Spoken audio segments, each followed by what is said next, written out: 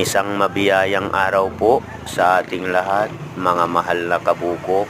Ang video ko po ngayon ay patungkol po sa mga magbubuti na kung saan sa maagang oras ng kanilang buhay, nakikipagsapalaran sila para mabuhay.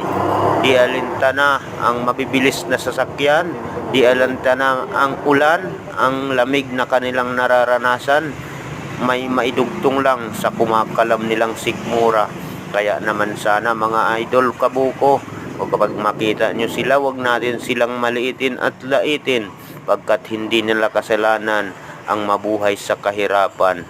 Kaya naman kung hindi pa po kayo nakasubscribe sa aking YouTube channel, pakipihit na rin ang notification bell, isang thumbs up na rin, at mabuhay po tayong lahat. Patuloy lang sa panunood. Mabuhay!